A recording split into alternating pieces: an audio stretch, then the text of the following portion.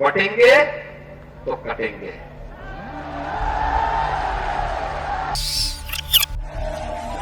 UP में आखिर ये हो क्या रहा है? अचानक इतना विरोध, इतना हंगामा, आखिर क्यों?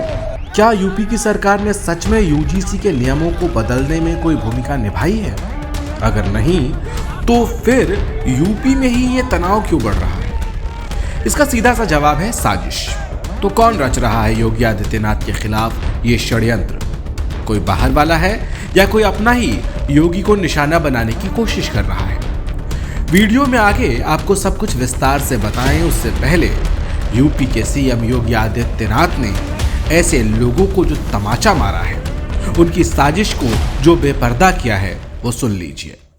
याद करना, जब भी विकास की प्रक्रिया आगे बढ़ेगी तो परिवारवादी और जातिवादी ताकतें फिर से सिर उठा करके अव्यवस्था पैदा करने का प्रयास करेंगे, क्योंकि उनके आका भी उनको पीछे से धकेलते होंगे कि वे पैसा लिए हो तो कुछ तो उपद्रव करो, लेकिन उनको मालूम है उपद्रव करेंगे तो फिर उत्तर प्रदेश सरकार उपद्रवियों के साथ किस प्रकार का व्यवहार करती है, यह भी उनको मालूम है।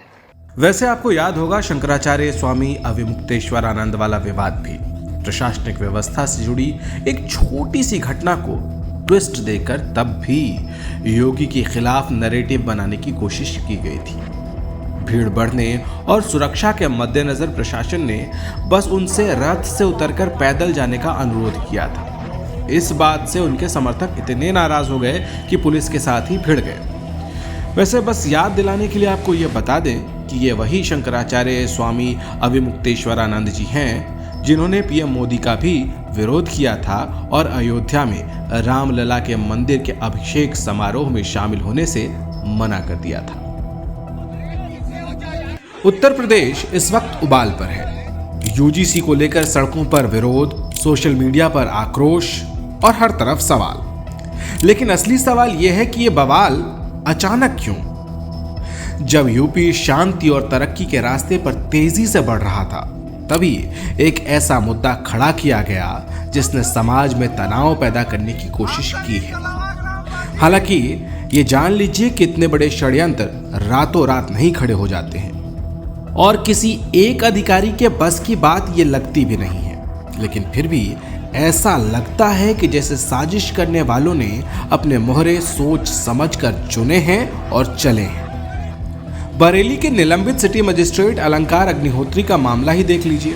साहब बड़ी पोस्ट पर हैं और भारत का संविधान ऐसे कर्मचारियों को कोड ऑफ कंडक्ट के तहत काम करने के लिए कहता है, लेकिन न जाने कौन सा फितूर चढ़ा साहब पब्लिकली ही तेवर दिखाने लगे। न पद की गरिमा, न नियम कायदों की कोई फिक्र। पिछले 2 सप्ताह एवं हम अगर देखेंगे तो पिछले कुछ समय से काफी अरसे से एक ब्राह्मण विरोधी अभियान जो प्रदेश सरकार में चलाया जा रहा है। अब जरा मजिस्ट्रेट साहब सिर्फ इतना बता दें कि यूपी सरकार का यूजीसी के नियमों में हुए किसी भी बदलाव से कोई लेना देना है क्या? क्या योगी ने इन नियमों को बदला है? अगर नहीं, तो फिर ये टारगेटेड योगी का विरोध करने का मन कैसे बना लिया आपने? क्या मजिस्ट्रेट महोदय योगी और तेजी से विकसित होते यूपी के खिलाफ इस साजिश में शरीक हो गए हैं? वैसे सवर्ण विरोधी होने का आरोप लगाने वालों को भी इस सवाल का जवाब देना चाहिए। विकसित योगी के यूपी मॉडल में बने एक्सप्रेसवे क्या किसी एक जाति को फायदा पहुंचा रहे हैं? हर जिले में मेडिकल कॉलेज क्या सवर्णों के लिए नहीं है? यूपी के युवाओं को क्या जाति पूछकर रोजगार के अवसर मिल रहे हैं? क्या सवर्ण किसानों को यूपी सरकार से मिलने वाली मदद से वंचित रखा गया है? क्या भय मुक्त हुई यूपी में किसी एक तबके, किसी एक जाति को ही फायदा हुआ है? क्या सवर्ण महिलाओं और बेटियों को भी सुरक्षा से, सुरक्षित माहौल से बाकियों की तरह फायदा नहीं हुआ?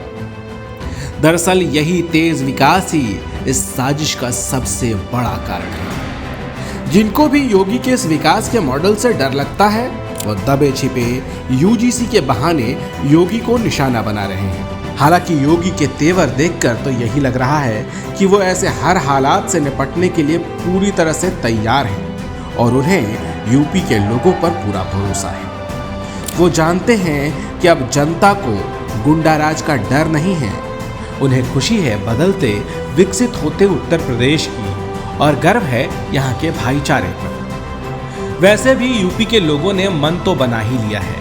अब उन्हें बवाल नहीं चाहिए, विकास चाहिए। अब उन्हें बंटवारा नहीं चाहिए, भाईचारा चाहिए।